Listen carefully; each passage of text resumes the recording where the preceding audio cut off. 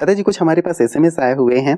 समस्याएं तो हैं ही, संसार में सभी ने अपनी अपनी समस्याएं समाधान परिवार को प्रेषित करनी ही है। तो एक समस्या हमारे पास आई है, ये कहती हैं कि मैं स्वाति हूँ और पुणे से मैं लिख रही हूँ, समाधान कार्यक्रम देखती हूँ और रोज सुबह उठ करके मैं योग भी करती हूँ। मेरी समस्या ये है कि मेरे 9 साल का बेटा और मेरे पति दोनों ही हमेशा मेंटली डिस्टर्ब रहते हैं। उनके लिए मैं क्या करूं? देखिए, मनुष्य जब बहुत सेंसिटिव होता है, जिस मनुष्य को ज्यादा सोचने की आदत होती है, वो छोटी छोटी बातों में परेशान रहता है। और इस केस में ऐसा प्रतीत होता है कि बच्चे पर पूरा इफेक्ट उसके फादर का है। यानी बच्चा वेरी सेंसिटिव है अपने बाप के वाइब्रेशंस के लिए। तो जो बाप की मनोस्थिति होती है वो बच्चे की मनोस्थिति तुरंत बन जाती है। और माँ के लिए ये निश्चित रूप से चिंता का विषय रहेगा कि वो दोनों इरिटेट होते रहते हैं या परेशान होते रहते होंगे। तो इस मनोस्थिति से बदलने के लिए इनको, ये स्वयं अभ्यास अवश्य करती होगी, इनको 1 घंटा तो योगदान देना है दोनों को। योग एक ऐसी चीज है, दूसरों के भी मन को सशक्त करता है। तो आधा घंटा बच्चे के लिए, आधा घंटा अपने पति के लिए, ये संकल्प करके कि ये आत्माएं हैं और इस योग की शक्ति से इनका मन बहुत पावरफुल हो, शांत हो, ऐसे संकल्प से इन्हें आधा आधा घंटा 2 टाइम भी कर सकते हैं, सवेरे या शाम, अलग अलग राजयोग का अभ्यास करना चाहिए। दूसरी चीज, भोजन इनको पवित्र खिलाना है।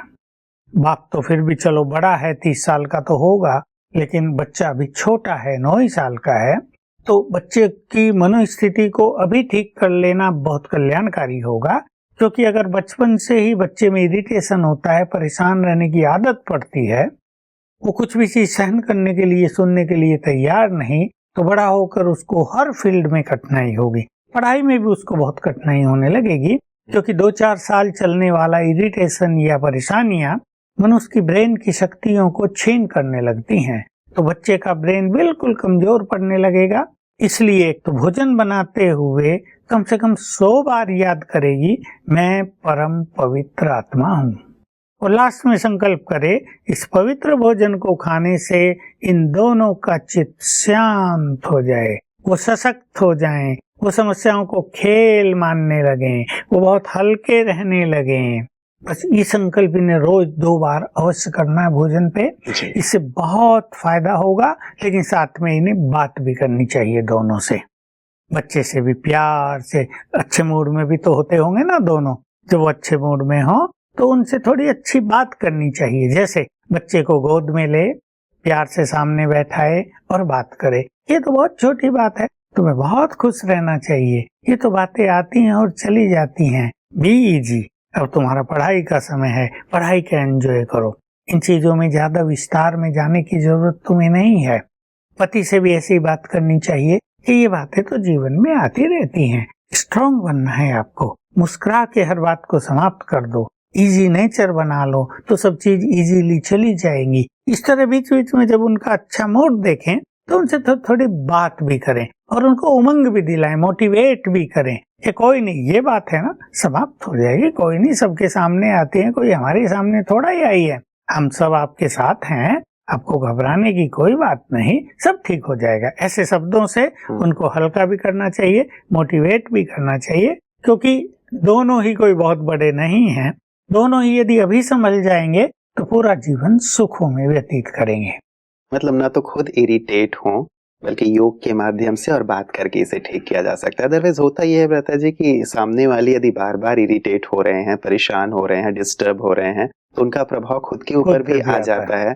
10 बार यदि वो करते हैं तो एक बार इनकी तरफ से भी गुस्से भरा व्यवहार हो ही जाता है, और फिर घर में वातावरण एकदम प्रदूषित हो जाता है। घर में जो खुशी का माहौल हो, प्रेम का माहौल हो, वो समाप्त हो जाता है। और इसका बहुत गहरा इफेक्ट होगा बच्चे पर, क्योंकि बच्चा अभी विकासशील एज में है और उसका ब्रेन अभी डेवलप होना चाहिए बहुत अच्छी तरह। लेकिन जहाँ क्रोध होता है, जहाँ इरिटेशन होता है, जहाँ प्रेशर होता है, वहाँ बच्चों का बौद्धिक विकास भी रुक जाता है और कहीं ना कहीं उसके शरीर पर भी इसका इफेक्ट आएगा। क्योंकि ऐसी स्थिति में बच्चों का भोजन अच्छी तरह डाइजेस्ट नहीं होता है, उनका हेल्दी माइंड नहीं रहता है, तो शरीर भी वीक पड़ने लगता है। इसलिए माँ को चाहिए और बाप को भी अब चाहिए कि दोनों समझदारी से इस समस्या में बहुत लाइट और एक हैप्पी माहौल घर में बनाने का संकल्प करें। जी जी।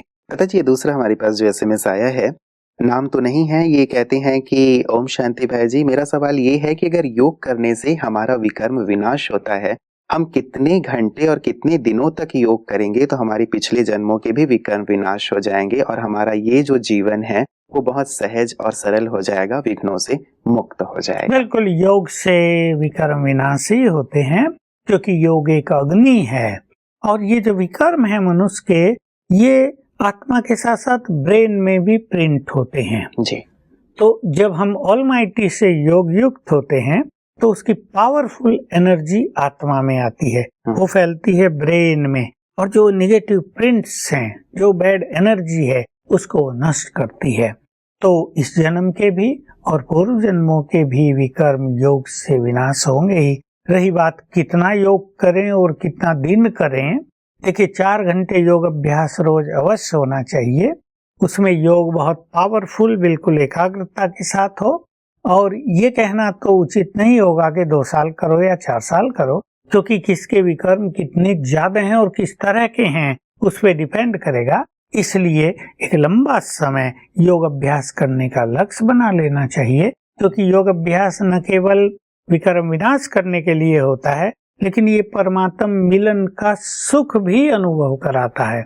इसलिए जितना ज्यादा करेंगे, ज्यादा करने को मन करेगा, क्योंकि उसमें मनुष्य को अतीन्द्रिय सुख भासने लगता है। बिल्कुल, मतलब कोई समय या फिर किसी प्रकार के वर्ष निर्धारित नहीं किए जाते। क्योंकि हम रोज एनर्जी खर्च कर रहे हैं और ये शरीर एक मशीनरी है, ये एक फैक्ट्री है, इसमें रॉ मटेरियल भी जाना चाहिए, उसका ब्लड बनेगा और इसी से बहुत सारी चीजें ऊर्जा मिलेगी। तो ऐसे ही योग भी एक बहुत सुखद फीलिंग देता है, उसको लंबा समय करते ही रहना होगा। उसका सुख ही ये संदेश देगा कि सदा करते रहो। और वैसे भी कई बार आप एग्जाम्पल देते हैं ब्रता जी की, जैसे मोबाइल है, इसे भी हमें रोज चार्ज करने की जरूरत पड़ती है, तो शायद आत्मा को भी रोज मेडिटेशन के द्वारा चार्ज करने की आवश्यकता है ही है। ब्रता जी, अगला जो हमारे पास SMS है वो है ओम शांति। ये कहते हैं कि I am doctor Anita from Delhi. I am recently diagnosed a case of breast cancer. I have undergone surgery. Now I have to take chemotherapy and radiotherapy. I have attached to Brahma Kumari Center since last 1 year. Kindly advise me yoga for my moral boost and write prayer to God. ये ऐसे ही case हैं cancer आदि के, case में मनुष्य mentally काफी week पड़ जाता है। तो पहले मैं डॉक्टर को कहूंगा कि मेंटली वो बिल्कुल स्ट्रांग रखे अपने को, इस संकल्प के साथ कि अगर कैंसर आया है तो वो अवश्य चला जाएगा। ऐसा कुछ नहीं कि इनक्योरेबल है और मैं तो मर जाऊंगी, मैं क्या करूं, ऐसा कुछ नहीं है। सब कुछ ठीक होता है। ये तो स्वयं डॉक्टर है, इसलिए अच्छी ट्रीटमेंट लेनी है। कीमोथेरेपी और दवाइयों के साथ आत्मा से भी बहुत गुड वाइब्रेशंस पूरे बॉडी को जाने चाहिए। विशेषकर ब्रेस्ट कैंसर है तो ब्रेस्ट को बहुत अच्छे वाइब्रेशन जाने चाहिए। तो देखिए, pure energy is the best healing energy. इनको एक तो ये अभ्यास करना होगा, मैं आत्मा हूँ यहाँ परम पवित्र, क्योंकि 1 साल से इन्होंने राजयोग सीखा है, तो मुझसे प्योर वाइब्रेशंस फैल रहे हैं, वाइट, वो मेरे ब्रेन को जा रहे हैं। पहले 10-20 सेकंड ब्रेन को जाता हुआ देखें, फिर वो मेरे पूरे बॉडी में फैल रहे हैं, छाती में जा रहे हैं। ऐसा अभ्यास करे और संकल्प करे, जो भी नाम देते हो इसके कीटाणुओं को, उनको नष्ट कर रहे हैं। देखिए, अभ्यास 5 बार जरूर कर लें, 3-3 मिनट। मतलब मुझे आत्मा से ब्रेन में जा रहे हैं और फिर पूरे शरीर में और छाती में फैल रहे हैं। 3-3 मिनट कर लें, 5 बार अवश्य करें। और पानी चार्ज करके पीना है। पानी चार्ज करके जो पिया जाता है वो सचमुच बहुत सुंदर मेडिसिन है। इसके रिजल्ट बहुत अच्छे आज तक निकले हैं। पानी को दृष्टि दें, मैं मास्टर सर्वशक्तिवान हूँ, ये 7 बार याद करें, फिर पानी पिए। ये भी दवाई बन जाएगी। सबकॉन्शियस माइंड का प्रयोग जो हम सिखाते हैं वो इन्हें अवश्य करना है। रात को जब हमें नींद आने को होती है तब हमारा सबकॉन्शियस माइंड एक्टिव हो जाता है और रात के समय हमारे सबकॉन्शियस माइंड में बहुत ज्यादा हीलिंग पावर है। हम उसे कमांड देंगे, उसको एक प्रोग्राम देंगे। सोने से पहले 5 बार सच्चे मन से संकल्प कर लें, मेरा कैंसर बिल्कुल ठीक हो गया है, मेरा कैंसर बिल्कुल ठीक हो गया, तो ये प्रोग्रामिंग हो रही है। तो सबकॉन्शियस माइंड सारी रात कैंसर को हील करेगा। तीसरी विधि है, और रेस्ट में तो ये होंगी। 1 घंटा पावरफुल योग अभ्यास भी निकाल लेना है।